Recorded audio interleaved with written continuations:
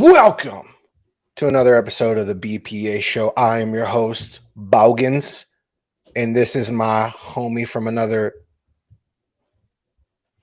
Finish it. Finish it. Tome E.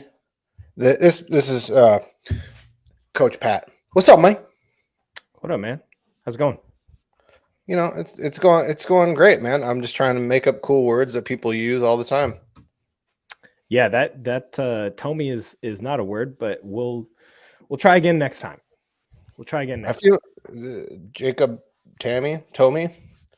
He was a football player. Are you referring Jim to Tomey? Tomey? Tammy and Jacob. I think I'm just gonna post this. Just put this up every time. We can't think of anything to, you know what I mean? So that's what it. Well, hey guys, welcome to another episode of the BPA Show. Today's show is gonna be a good one. We is gonna be ranking our top 5 positional offensive players in this upcoming draft. I am excited about this draft. I think it's a decent one. I don't think it's the craziest draft in the entire world. I think it has a lot of depth of a lot of good players. I don't think it's not super top heavy. What do you think? Yeah. No, I mean, looking back at the last few drafts that we've had, this one is just, it's not as like exciting. The buildup just isn't, it doesn't feel as like energized. It's not like like I'm so excited to see like where this guy's going to go, or this guy's going to be a real difference maker in the league. It's just kind of there's some dudes in this class. Like there's a couple guys here and there, but as far as like the offensive position goes, offensive positions, I should say, this class, I feel like, quarterback is super top heavy. Running back is fairly deep and consistent. This is probably one of the deeper tight end classes that we've had in recent years. So that's really exciting. And wide receiver, wide receivers, I feel like wide receiver, tackle, and interior offensive line, those 3 positions are just kind of like a average class. Like it's just going to be a bunch of guys that there's going to be some starters here and there, but it's just going to be a bunch of guys that are going to be small contributors down the road. I completely agree. A bunch of slots, just a bunch of slots, of slotty receivers. There's not a ton of your contested catch guys in this draft that you'd really want to. No, there's no Julio Jones in this class. There's no Calvin Johnson in this class, man. There's some dudes that can play for sure, but it just seems like it's one of those drafts that we're gonna look back at this class. Like I think you retweeted that class that had was it Eric Fisher going for 2015. Just such a bad class, man. But at the same time, there's a couple dudes in that class that a couple good careers for themselves. We were we were on the same page last year with the draft with the quarterbacks, and a lot of people compared that last draft to the 2013 draft, where it was so terrible when it came to quarterbacks. The top 2 quarterbacks were EJ Manuel and Geno Smith, which now looks pretty good. Last year, beforehand, you were looking at it like, ugh. But now, not so bad. Look at something happened. So that's cool. Yeah, I think, when you're talking about the, every year quarterback is going to be the big topic of conversation, right? With multiple teams going through phases of quarterbacks, guys retire, guys leaving free agency, whatever. Quarterback in the draft is kind of one of those positions that's always been held at such a high regard. And I think some of the guys that we're going to talk about today, there's a couple of guys that I think will end up being solid NFL quarterbacks. But then it's just the drop off is so steep. And I don't think that we've seen one like this in quite a while. So yeah. So I'm let's excited go. to get into it. Get into it. Yeah. We'll start off with quarterback because that's what everybody's here for, probably. What a segue. What a What a segue. segue, man. We're What a getting good at segue. this. We're getting good at this. All right, so 2023 top 5 QBs. We will throw them up here. So at number 5, we got Hendon Hooker out of Tennessee.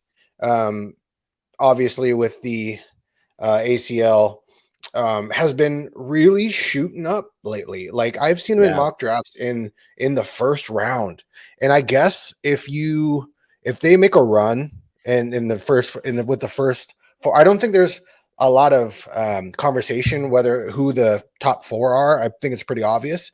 But if the top 4 go quick and a team is really QB needy, they might take a swing on Hendon Hooker, or if they're not super QB needy, but in the future going to be like the Vikings, who Kirk Cousins on the last year of the contract.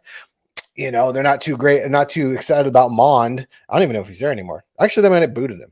I think about it. I don't remember. So. But you have a Hendon Hooker that could step in, and do his thing in the future. I think looking at Hendon Hooker is going to be one of those interesting pieces because, like we said, like this class it's not deep. There's not a lot of guys that are going to be like right away contributors, and that's fine. That's okay. If the team that is looking at someone like Hendon Hooker is preparing for that.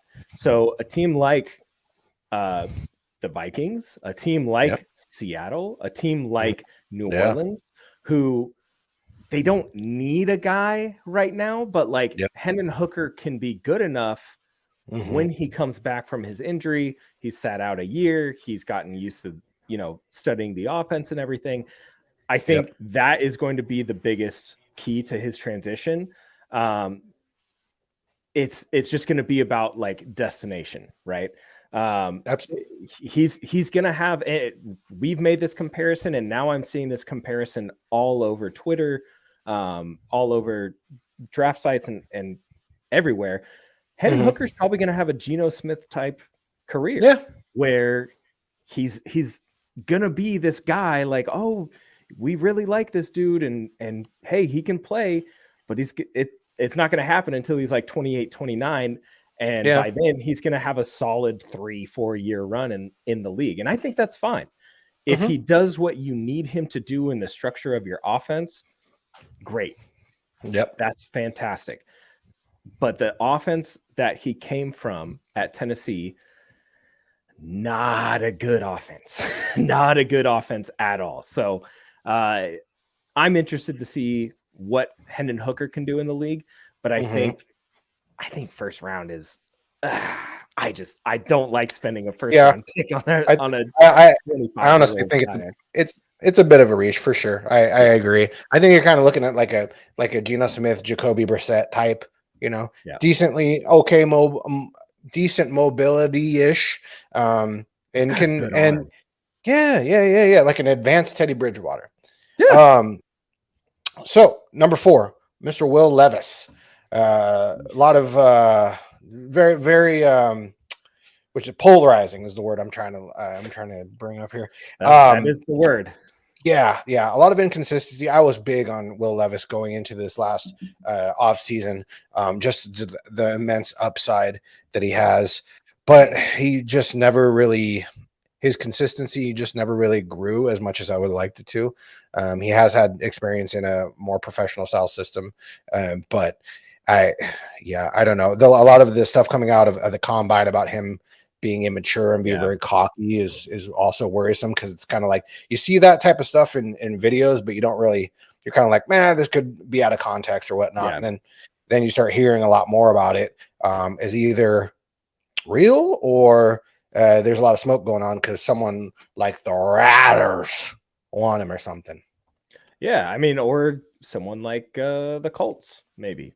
I think it's I think it's really concerning to hear the things about Will Levis, but on the field, when you're looking at him from that scouting lens, I think what you see is that quarterback with great size. He's not afraid to be mobile. You see the cannon for an arm. I mean, the arm strength is insane. Yeah. But consistency is the key. Turn the ball over way too much. Sometimes just trying to do too much. And, you know, someone else that tried to do too much a lot and still can try to do too much, even in the NFL as he's blossomed into a star, is Josh Allen. And that's one of the comps that people have been giving Will Levis throughout this whole process, which I understand. But at the same time, I think Josh Allen is a much more explosive athlete. But the arm strength, Josh Allen had inconsistencies with his arm strength and his accuracy coming out of Wyoming, and even his first couple of years in the league. I think that it's a fair comp for Will Levis. I just really hope that the off the field, attitude and stuff like that, I hope it isn't true, because you definitely want to see guys succeed in the NFL. So ceiling Josh Allen, floor Taysom Hill. There you have it. Ooh, I would say floor Drew Lock. All right. Number 3. We got can't call him that anymore. Probably Anthony Richardson. I was about to call him his old name, and then I forgot. No, don't do that. No, be respectful. I think 3rd is the best spot for Anthony Richardson. Not as polished as 2 or 1, but man, the tools. We've talked about Anthony Richardson on the last few shows, and talk about all day. If you know us, we love Anthony Richardson. It's really just all about the upside. It's all about the upside. It's all about the tools. And I'm starting to see more and more people who really weren't high on him go back and look at his game film and chart his games, and then they come away saying, he might actually be something. So the blend of athleticism, the size, the RAS score is very similar to Cam Newton. I've seen a lot of people talk about this comparison that's going on between the two. Let's make this clear. The only comparison to Anthony Richardson and Cam Newton is their athletic profile. That is the comparison, right? You watch their games, completely different players. Anthony Richardson's pocket presence is so good. He understands and he feels the pocket so well. I think that in the right situation, the right coaching, he could be probably the most successful quarterback in this class. Absolutely. I think you are really confident in your coaching ability if you take Anthony Richardson, and you are also swinging for the biggest upside. It's just like in the era that we are in, you have to go with the tools. In my opinion, you just have to. Look at all the current successful quarterbacks in the league right now. They have multiple strengths that just pop. And Anthony Richardson is one of those, with the mobility, the arm strength, his like you were talking about, his movement in the pocket, his ability to throw off balance. Like, my gosh, if you are able to coach, if you feel that you are able to coach him up, you interview him, you like what and you obviously like the tape, and you feel like you can really groom him, then you have to swing on it. Like if Carolina is sitting there and they're like, Frank is sitting there and he's just like, I can work with this. I can make this dude good. Yeah. Then by God, you have to, because Anthony Richardson, I heard someone say, I don't remember who it might have been on Draft Stock Exchange. CJ Stroud could potentially be the second to third best quarterback in a division. Same with Bryce Young. Right. Anthony Richardson could potentially be third to fourth best quarterback in the league if he is if he actually goes to that level where people hope he would be able to get to, because he is that talented. So potential, you just have to. You got to tap into that potential. You got to tap into that potential, because there's just in a league that is transforming and transforming by the year, the need for mobile quarterbacks is higher than ever. There is probably no better mobile quarterback in this class than Anthony Richardson. The burst, the athleticism, the change of direction, all of these things make him so like the biggest threat offensively. Not to mention he's got a bazooka for an arm, and he regularly makes his rhythm throws. Great timing, great anticipation, understands how to throw through windows. It's all there on the game film. Just watch it. And we could go on and on all day about Anthony Richardson, to be completely honest, but we will move on for now until he gets drafted number 1, and we're gonna be like, we told all you bitches, we told all of you, tried to tell you, you didn't. We told all of you, didn't want to listen. Number 2, that boy out of Ohio State, CJ Stroud. Mr. CJ Stroud is going to be pretty much a plug and play. The next 2 are going to be pretty much plug and play. I think they're going to be the most easily transferable into the NFL. That's where you might see them go 1 and 2, because that's maybe the organization is like, we don't want to mess around. We don't want to have to groom a ton.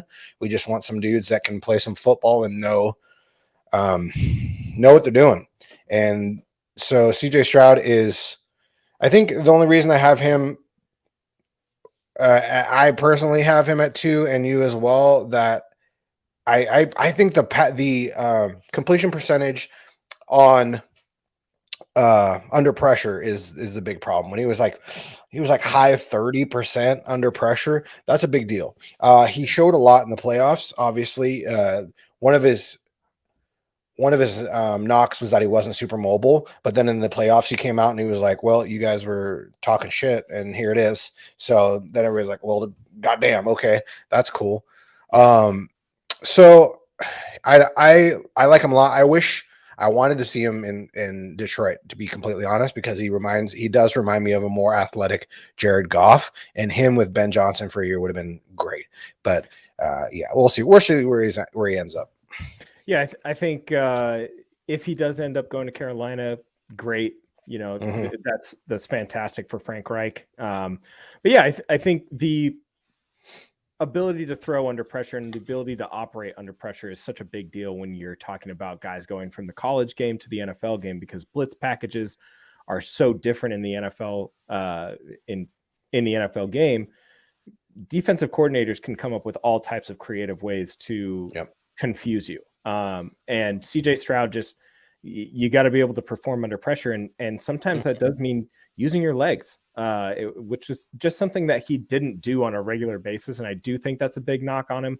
I heard JT O'Sullivan talk about CJ Stroud and say, if he could play the way that he played against Georgia every game, there would be no doubt that he would be the number 1 overall pick in this class, not just the top quarterback, but the number 1 overall pick in this class. Yeah.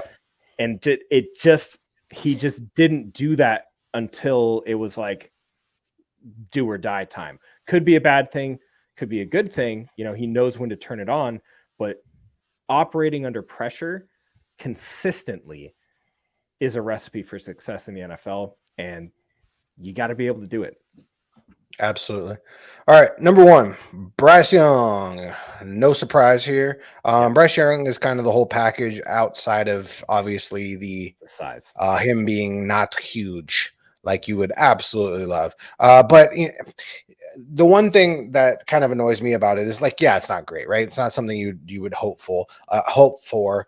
Coming in what was he, like 170 or something, like something absolutely tiny. He came in at the combine, I'm not quite sure, which is not great, obviously not great. He's 5'10", I believe. That's not great, but at the same time, he's playing behind an Alabama line. Alabama offensive lines are not your small never going to be your small dudes, right? No. So those guys are going to be future NFL players. So it's not like he can't do it. You just kind of worry about his health, being hit a lot at the NFL level. You worry about a bit about him not being able to find the throwing lanes that you'd hope he'd be able to find, being that height. But at the end of the day, he's a good quarterback. He's a solid quarterback. I think he is the most plug and play out of any of these quarterbacks. I honestly think if he was the height of CJ Stroud, it would not even be a question. He would be number 1 overall. Yeah, I think when you're talking about the quarterback position, obviously IQ plays a big part of that. And there is no quarterback in this class with a higher football IQ than Bryce Young. Size, yeah, man. Like, you can sit here and tell me, well, he can't compete in the NFL because he's only 5'10", and they sound like that. And he's only 200 pounds. Okay, and he had a very good completion percentage over the middle. He's probably the most accurate passer in this class.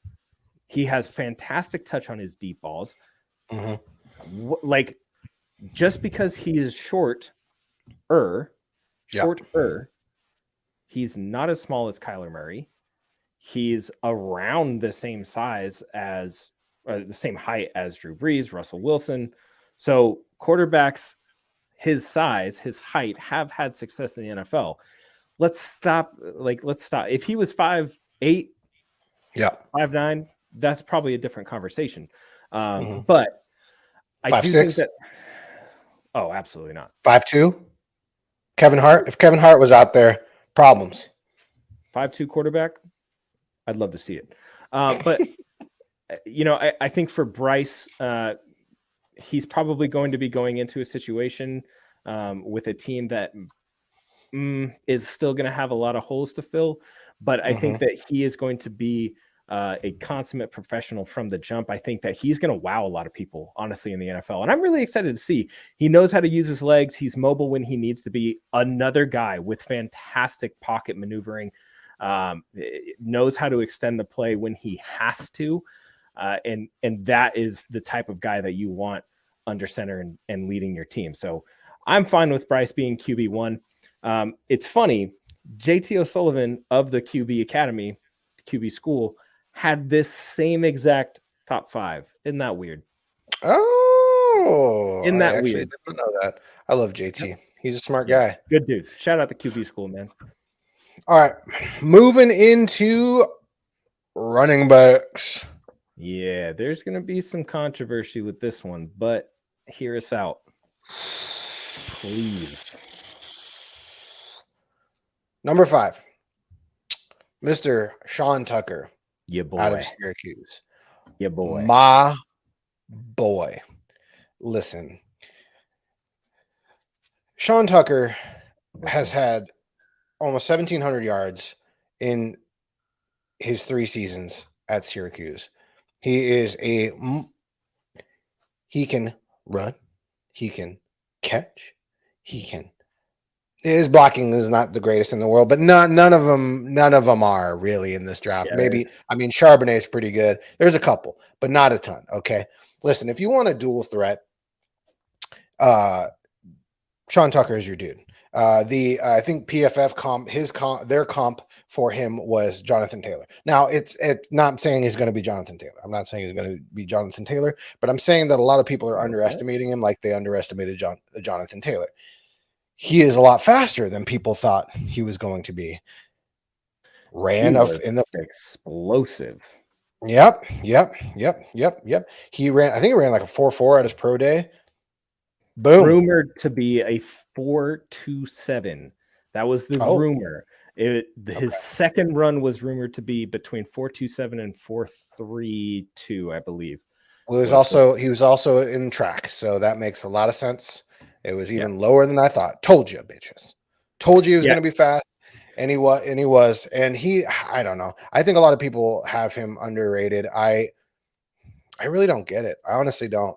When I see him, I see a very confident back. It seems like he knows what he's doing. He's a decently solid route runner.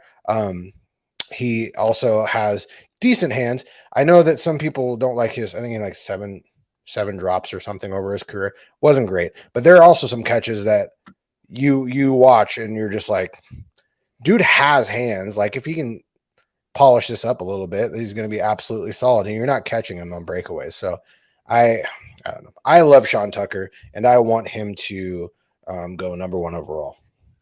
Yeah, I mean, when you're looking at running back, you don't want him to go number 1 overall. Don't say that. Do it. Don't lie to Sean yourself. No, over Bijan. Nah, number 1 overall. No, I think, I believe that Sean Tucker could be an early contributor, and I do think you're right. I think a lot of people are overlooking him. He's a fantastic player to watch. Very explosive. I like the way that he runs between the tackles. I think that once he finds his hole, yep, that we were going for he just right in there. But no, I think Sean the hands could use some improvement. Obviously, pass pro needs some improvement, but this is a guy who could be a home run hitter for you, man. He could be a home run hitter in a 2-headed running back system. This is your lightning right here. Absolutely. All right, number 4, Zach Charbonnet out of UCLA. Beast. Yeah, absolutely. He's the biggest dude in this top 5 for sure. Yeah, I think he's bigger. He's bigger. I think he's bigger than Bijan. I'll look it up while you're talking. I mean, bigger, as in like size, or are we talking? In potential. Okay. Oh yeah. No, Zach Charbonnet, big back. But what I really loved about Zach Charbonnet's game was just the contact balance. He's a plus receiver out of the backfield. He's a tough runner, man. He's really hard to bring down. Arm tackles are not going to bring this dude down. He will carry you. He'll jump over you. He will go through you. He's a dude. He could be a 3-down back in the NFL. I'm going to say it. There's a couple of guys in this class, a couple of guys in this running back class that could really be 3-down backs. I think Bijan's one of those guys. And Zach Charbonnet, honestly, is 2 on that list. Just a very complete back. Obviously, a little more tread on the tires coming out of college. But as we've kind of seen in recent years, that really isn't a main concern anymore. For some dudes, if there's a lot of tread on the tires and they've suffered major injuries, to knees and stuff like that, that's a bit more of a concern. But with Zach Charbonnet, I mean, he showed his explosiveness. I thought he was going to come out last year. He didn't. That's fine.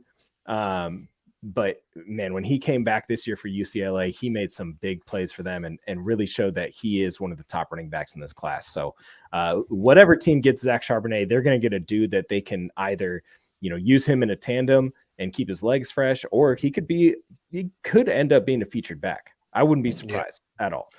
Yeah, we got a couple of dudes in this top 5 that transferred and just became absolute workhorses for their teams. I like Zach Charbonnet a lot. He is inch taller than Bijan, but 1 pound lighter. That makes a difference. I like Zach Charbonnet a lot. He is your power, your gap, he is your beast of a dude. But he can still do it all. I think he needs to work a little bit on his pass pro. But besides that, I think he is your workhorse. I think he's your 3-down back. Absolutely. I could see a lot of teams. He might actually go before our number 3 pick, just because of size. Yeah. And now let's get to our number 3 pick, Mr. Devon Achane. Tell me about him. Yeah, Devon Achane, track and field guy. We love speed. NFL loves speed. This is a breakaway dude. If you're looking for a running back who can just put his foot in the ground and explode through the hole and make a home run play, Devon Achane is going to be your guy. Obviously, the things that he is lacking, size, He needs to got to get a little bit bigger, but he's a track and field dude. I mean, those guys are built. Just because he weighs a certain amount, just because he is 5'8", tell him that doesn't mean that he's not strong. This dude is explosive. You just if you want fireworks, baby, if you want fireworks, Devon Achane is going to be your dude. I think what he can offer in offense is versatility. Good receiver out of the backfield. You can use him in the slot. You can put him out wide. Use him as a mismatch against linebackers, against slower safeties, slower corners. Use him in whatever way that you feel comfortable with. He's going to give you that production. If once he gets to the NFL, gets that weight training, gets that nutrition, the size is going to come. But he could be a home run hitter, man. I like him. I know Sean Tucker and Achane are a little bit lower on people's lists, but there's a reason that we like him so much, man. Yeah, I think there should be a Bruce Feldman, like outside of the freaks list, there should be like who is Mighty Mouse of the prospects, because this would be the Mighty Mouse. Like Devon Achane, obviously smaller, but he doesn't run like it. He is not afraid of contact. He will try to run you over. It does not matter how big you are. He will try to step on your toe and give you a little send you flying, just to make himself look cooler. And it works. If you want to go to highlight reel, this is Achane's probably got one of the best ones of the running backs in this group. I think it's going to be very interesting to see where he gets valued, just because of his size, and he is a little more, I want to say, niche. I think you could. He's decently solid in the passing game, and I think he could obviously get better at that. And that's probably where you'd want to see him utilized. I could see him more as like a Austin Eckler if he could get that figured out. But yeah, I like the upside of him. I love Devon. He's just fun to watch, real fun to watch. Yeah. All right, number 2, Alvin Kamara. No, it's not Alvin Kamara. He didn't do those things. Now we are into Jahmyr Gibbs. So in this draft class is very interesting because it's pretty tiered. You kind of have Bijan number 1, then you have Jahmyr Gibbs, and then you kind of have everybody else. Someone would put a number like a tier 3 and then kind of drop off, but it's still a super deep class. Like if you need a running back, that's why I made free agency for running backs so weird, because it's just like, I don't know what the value is anymore. Like $10 million tag, or just pick one in the draft, and I don't know. It's kind of crazy time to be. It would be a crazy time to be in running back. That's why Zeke's like, so yeah, Jahmyr Gibbs, solid in the pass game. The top 2 here are going to be they're very good in the passing game. The reason I said Alvin Kamara, because if you haven't watched any of his tape, he reminds you a lot of Alvin Kamara. A lot like it. Yeah, I could see him being the only other running back in this class that might go first round. Yeah, I think tail end of first round is where you might see some of those running back needy teams who are looking for an extra threat in their offense, maybe go up and get Jahmyr Gibbs, especially with Bijan potentially being gone top 10, maybe. But when we say he's Alvin Kamara 2.0, okay, what does that mean? He's not the biggest back in the world, but very explosive, can turn the corner very well, amazing production in the passing game. And just the biggest draw of him to the Alvin Kamara comp is the contact balance, the way that he's able to work in the open field, the way that he can make defenders miss or just power through tackles. He's a guy who's not going to get pulled down. You're not going to be able to arm tackle him. He's going to get through him, or he's going to stay up. There's plenty of instances on film where he's fought through 2 linebacker tackles and still stayed up. So I think outside of our number 1 guy, I think that this guy is probably the next best thing in this class. Is he going to be a 3-down back in the NFL? I don't think so. Yeah. I think there's some potential that he could be, but I think that he's more suited for that 2-back system. Use him more as a receiver out of the backfield, and in some of those zone situations. Get him in an outside zone system. He'd be fun to watch. He's got great footwork, man. Great footwork. Absolutely. Speaking of good footwork and everything else, Bijan Robinson is number 1. Jeez. Best prospect we've seen since Saquon Barkley. I'm sure you heard it before. His comp is Saquon Barkley.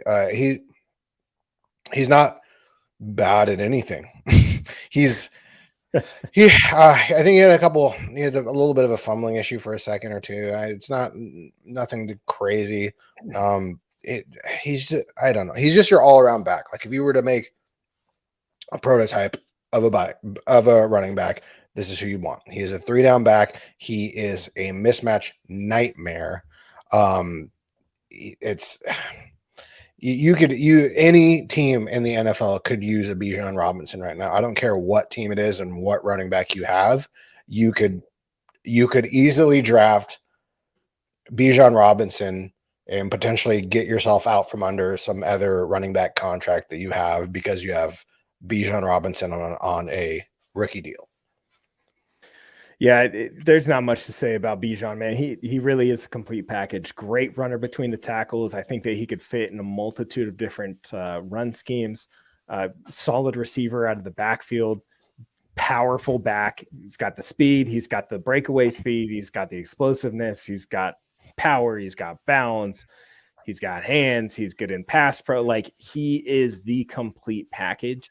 Keep him healthy. Teach him how to run a little bit harder, and this dude is going to be a bell cow in the NFL, and he's going to be a lot of fun to watch in the league. I think that he and his running back mate there at Texas, Roschon Johnson, I think the two of them are going to be really fun to watch in the NFL. And whatever team, Philadelphia, that picks Bijan Robinson, he's gonna add an entire wrinkle to your offense. He's gonna be the guy that teams are gonna look at and say, "Hey, we got to stop this guy. We cannot let this guy get going, because if we do, it's only a matter of time before he explodes." He's one of those guys that you don't necessarily need the best offensive mind in the world to make him look good, but at the same time, you kind of hope you do, just so you can watch magic happen, like him in a Shanahan style system, just making babies all over the field, you know? Oh my God. Yeah. All right. On the field? Well, on the field and off the field. Here we go. Wide receivers. Transition. Segue. My God. All right. Number 5. This might be a little controversial, but we're going with one of our only other big-bodied contested catch receivers in this draft, and that is Cedric Tillman. Cedric Tillman is an absolute beast, and I don't think gets enough credit for it. He is very long, big, can just put cornerbacks like heads, like does one of these things, puts them like underneath here and just oh my God, like that. Yeah, I see. Yeah, I see him working very well in somewhere like the Ravens, where you have like a Todd Monken there who likes his big receivers. Sure. Yeah, in a class with so many slots, this dude could just kind of stands out above the rest. Him and obviously the guy we're going to talk about later, Quentin Johnston, being like the only two big dudes. Yeah. Well, I mean, Cedric Tillman, 6'3", big body receiver, 6'3", 213, ran a 4.5 40.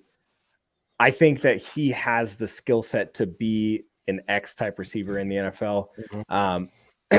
I would like to see him maybe not have that much pressure on him.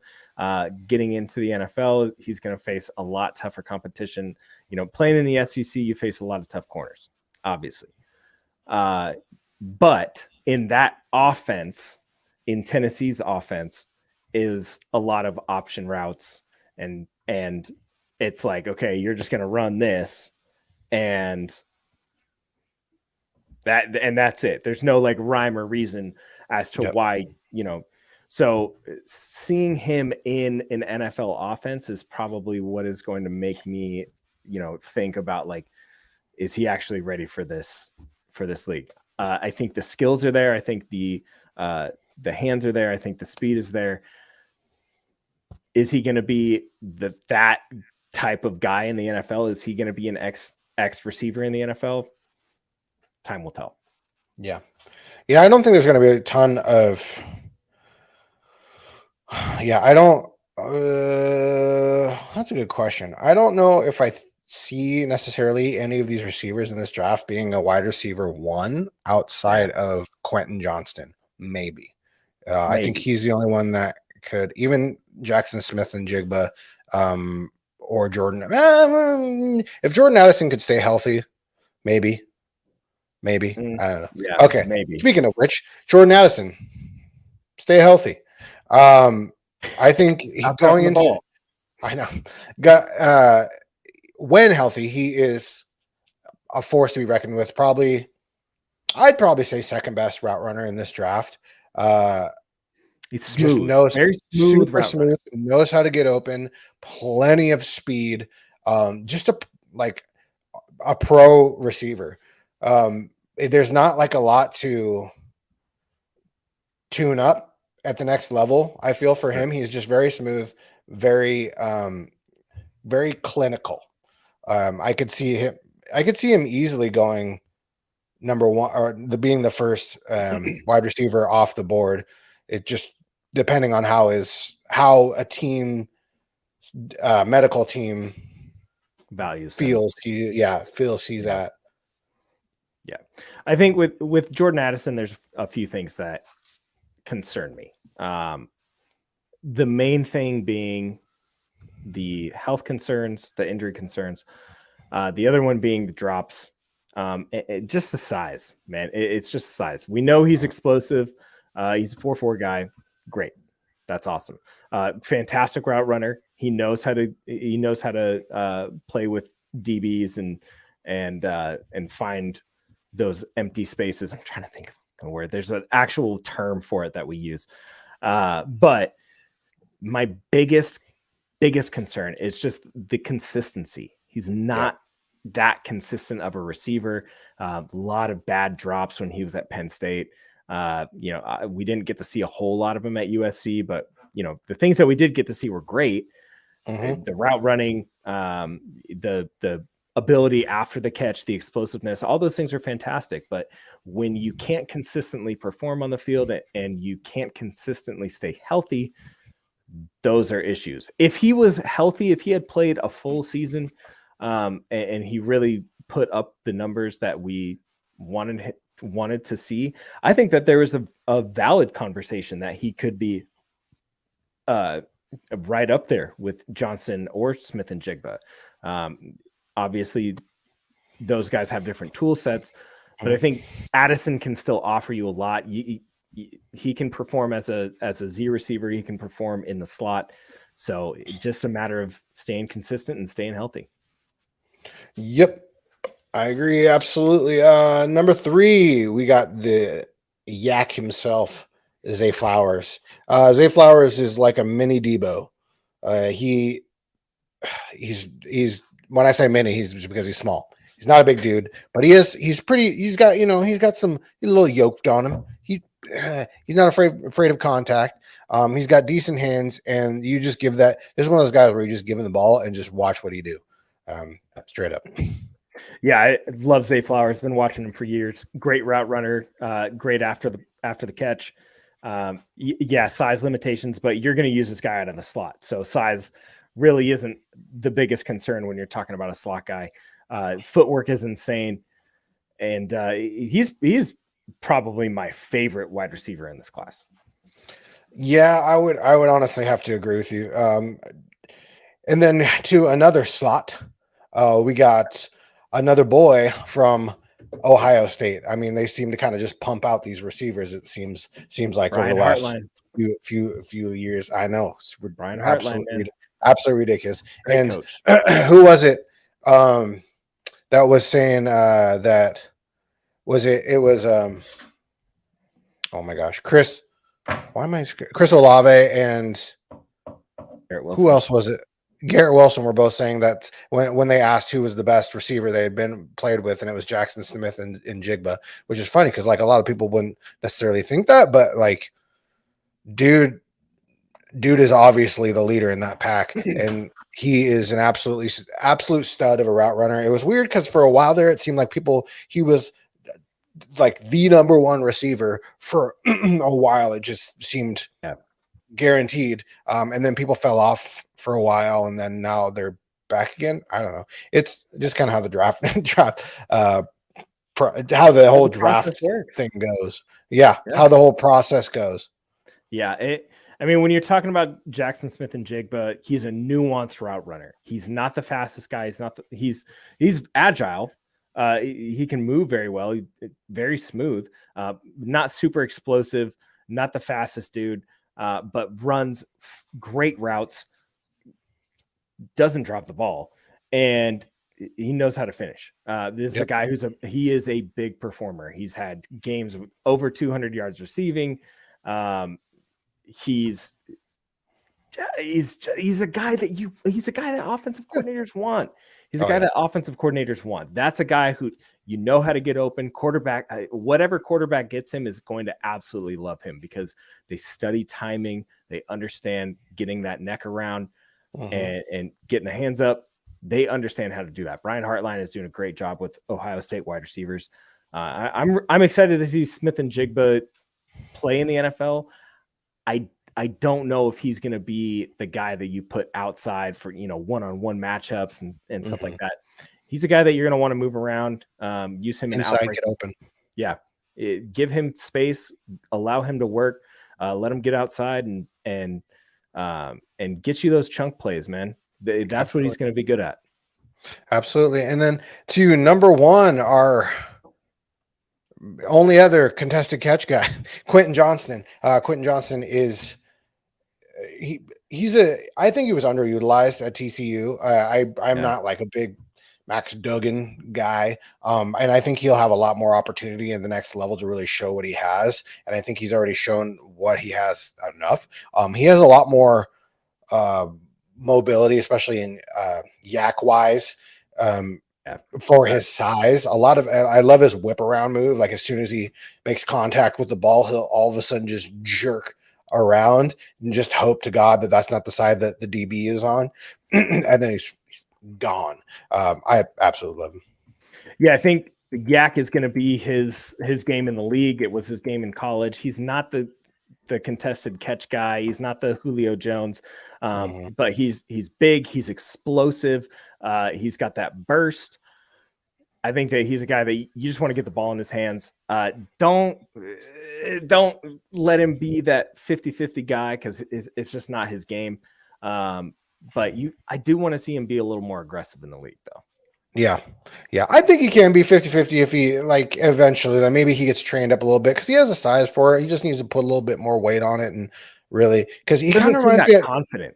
He doesn't seem that confident in it. He doesn't get the hands up quick enough. Like he lets DBs be physical with him. Like absolutely, you are a big dude. Like Julius Brents is a big corner as well, but like you got to be strong enough and consistent enough to really want to do that. There's multiple instances in his game film where it's just like, bro, like why didn't you even try for this ball? Like it just seemed like, oh, I put my hands up. Oh, should be good enough. Now walk. I get it.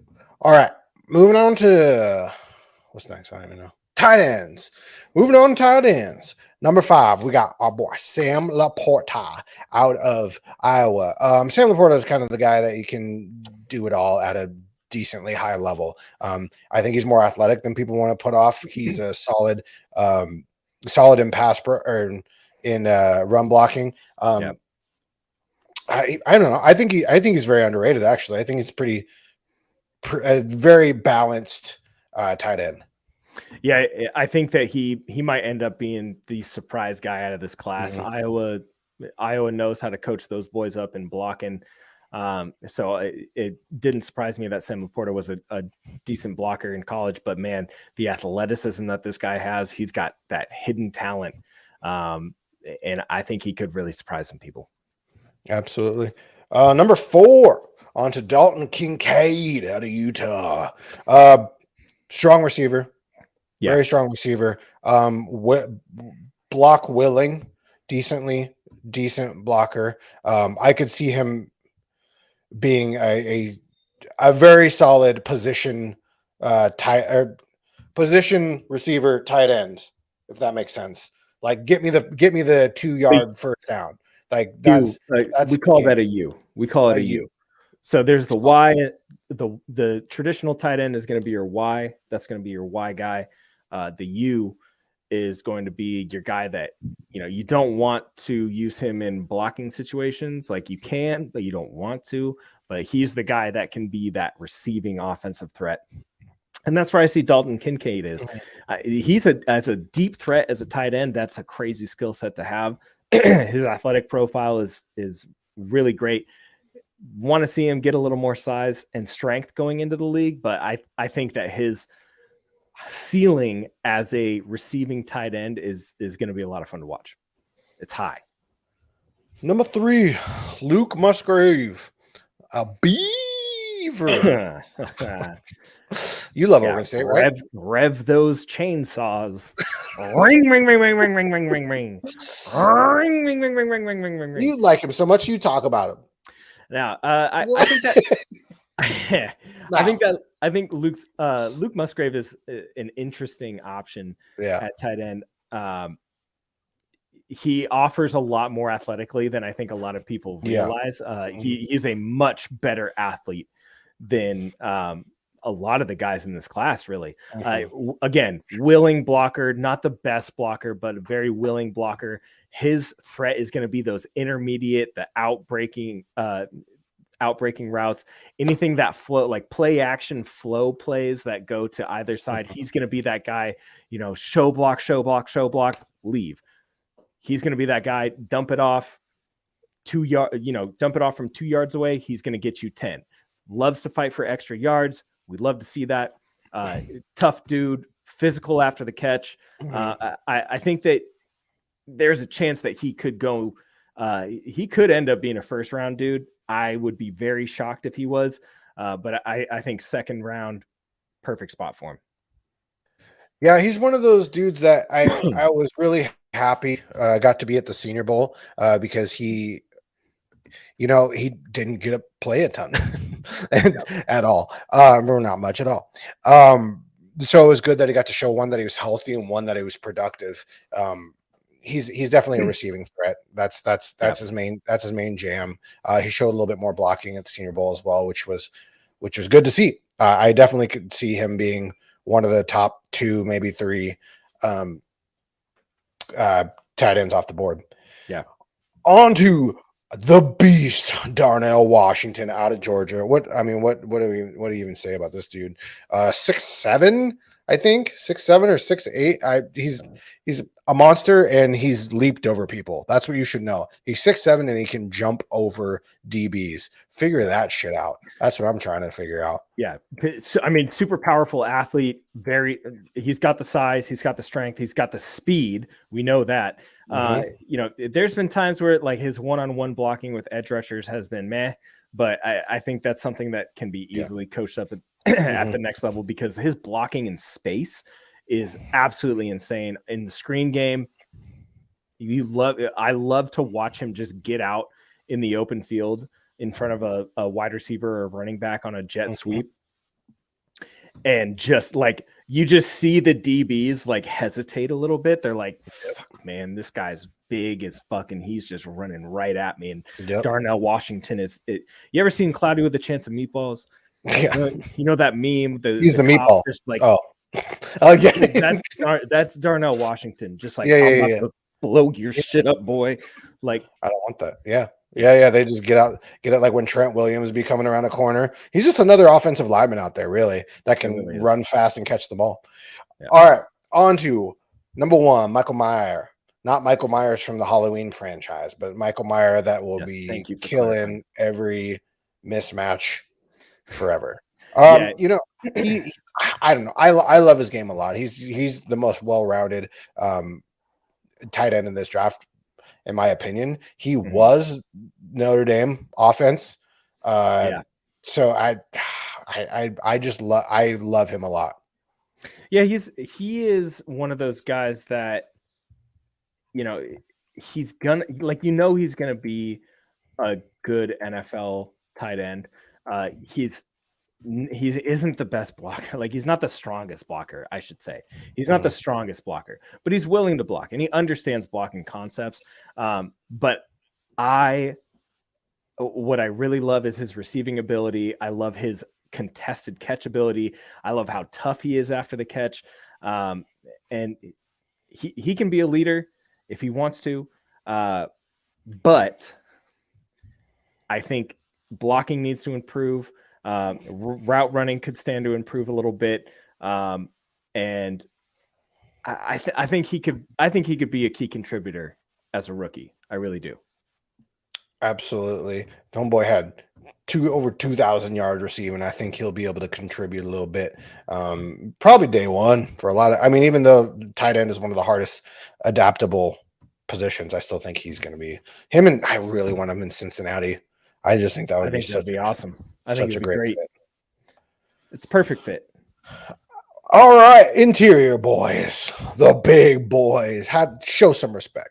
Show some respect. Number 5, our boy, Mr. We haven't heard about him in a while for some reason. I don't know. It's gone quiet on the Cody Mock front.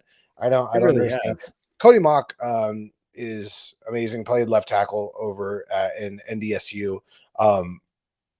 He also went to the Senior Bowl, and they played him at all 5 offensive line positions. And which is okay, cool. Yeah, sounds great. He wanted to. Insanely versatile. Could be potentially the best. I think one of the best guards in this entire draft. Could obviously he's in the top 5, but could be potentially the best interior guard out of this draft, just because of one, he's probably the most athletic. No, he definitely is. He's the most athletic out of the 5 in this group. So Cody Mock's my boo. Yeah, I love Cody Mock. I love the versatility that he brings. Love the passion that he brings, and I love his technique, man. He's very technically sound. A lot of power, a lot of athleticism. A little undersized if you wanted to play him at tackle, but I think he'd be a perfect guard or center in the league. Steve Avila, number 4, played guard and center at TCU. Also the versatility thing. I think with a lot of these interior guys, that's what you're going to see a lot, because that's what the most value is, where the value is really. Strong, dude. And beast nasty. And nasty. Beast of a human He's being. got a nasty streak, man, and he knows how to use it. Yep. I love watching his game, man. Number 3, JMS, our boy. Probably the best center in this draft. I know that I'm a big Joe Tippmann fan, but I still think JMS is probably the best center in this entire draft. He came in and he was already moving up the boards early before the offseason, and then Senior Bowl came around and he just absolutely dominated, and everybody absolutely loved him. And he's just watch his tape. He's good all around. Very, very sound blocker. Love to see him work up to the second level. It's a lot of fun to watch. Good blocking in space. Knows how to create lanes for his running backs. I think that this is a dude that maybe we see picked at 20. Maybe. Yep. Maybe. I think he has a good possibility for being in the first round. If anybody needs a center, he will be the first guy. Mark my words. Yeah. Okay. Now on to Osiris Torrance, guard for Anthony Richardson. Yeah. That's all that matters. No sacks. No sacks. None. Zero. No. He's a big man. No sacks. He moves wall. very well for his size. And he's gone against Jalen Carter. No sacks. So that should say something. Number one. It's gonna. This is controversial. Yeah, it's this hella is a controversial one. Listen, Peter Skoronski came in barely at 32 inches at the combine, and For his arms, through his penis size. Historically, under 33 inches is like that's a benchmark for most every NFL or NFL organization. I don't care what anybody says. That's a problem. I understand that he performed in college, but when you get to all these lengthy dudes in the NFL that are going to get to your chest real quick with them longer than 32-inch arms, it's a problem. So big problem. He does have a very strong base though, so he can recover decently well. He is probably one of the strongest base, if not the strongest base in this draft, as far as the interior offensive lineman, now interior offensive lineman. But I think it'll be very interesting to see what teams decide to do with him. Yeah, I've said this before. I don't think that he's meant to play tackle in the league. I think he's better suited as a guard at the next level. I think that would just be the perfect spot for him. The length is really concerning. Watching his tape, he was getting pushed back by linebackers, by 7th round defensive linemen. So not ideal, not what you want to see, but I think the athleticism, I think the strength, and I think the power at the next level make him suitable to be a guard rather than a tackle. And finally, the tackles. Yes. Number 5, the Darnell Washington of offensive tackles. That would be Dwan Jones, Mr. 6'8", what was it, 89-inch wingspan or something like that? Insane. Something just absolutely like a massive human being. Like obviously that comes with downfalls, like not as quick as you would like off the snap, being able to keep up with your speed rushers off the edge. But on anything power or anything where he doesn't have to move a ton, like it's going to be real tough getting around him. Real tough. He just gets one shot to your chest, and that's it. Yeah, the wingspan is absolutely insane. A lot of people have been talking about, well, he's that big. How is he going to be able to move that well in the NFL? Well, he was recruited to play basketball, good sir, and he was pretty dang good at it. Mm-hmm. So I think that he would be a fun right tackle to watch at the next level. You want to see his reaction time improve a little bit more, but I think that he'd be a dude for some team at the next level. Number 4, Darnell Wright out of Tennessee. Mr. Thick Mitts is what I like to call him. Tends to grab a lot. He like, and you're not gonna get loose. He's gonna come at you. He's gonna grab both outside your shoulders, and good luck. That's what's going to happen. Also a giant human being, 6'6", I believe. Just massive human being. Actually quicker than you would think he is for his size. I would say he has more better mobility than Dwan Jones. That's why we have him a bit higher here. But yeah, I think he's going to be starting right tackle at the next level. Both him and Dwan Jones are primarily just right tackle. Darnell tried a bit of left and definitely more of a right guy. Yeah, people have been on Darnell Wright for a while now throughout this whole process, and I get it. The power's there. Once he gets his hands on you, you're pretty much done. Sometimes he can be a little slow off the snap. Again, just a reaction thing, or just a cosm of Tennessee's horrible offensive scheme. But I really like Darnell Wright. I think he's going to be a dog at the next level, man. Number 3, Broderick Jones out of Georgia. I think you're looking at a big dude. He's just a big, strong dude. Athlete. Very big. Oh, okay. Okay, big, strong, athletic dude. That's who Broderick Jones is. At first, when I was watching him, he headbutted people. Now he has developed a lot more, and you just watch film of him just like running down the field and taking out multiple dudes at once. Yeah. It's really, really fun to watch. And I think he is. If he gets teched up a little bit, he's going to be absolutely insane at the next level. Yeah, super. I mean, just a super raw athletic talent. Mhm. I Highest think ceiling, I think. ve- I would very. say highest Yeah. ceiling of the tackles. What is with number threes on these lists and having really high ceilings? Yeah, I think. Yeah, Broderick Jones is just an athletic, large human playing left tackle. I think that there's so much refinement that can come from that, and I think that with the right coaching and the right environment, he could turn into a really fun left tackle to watch. I'm really excited to see where he goes. Definitely a first round dude for sure. Just pure. I mean, do you remember? You remember when Garrett Bowles came out of Utah and the talk was like, "Oh, this guy's just athletic. He's just athletic, and really raw, but like, technique wise, but just needs to someone needs to hone in that athleticism." That's how I feel about Broderick Jones. I feel like he's a little bit further along than Garrett Bowles was, even at a younger age, but the athleticism aspect of it, that is what you're going for. Number 2, Anton Harrison out of Oklahoma. Oklahoma's got a couple of guys that I like. I really like Wanya Morris too. Wanya Morris from Boys to Men on at Oklahoma as well. Wanya Morris is a very solid tackle that I think will. I'd say he'd be more of a swing tackle at the next level. Super solid as far as technique.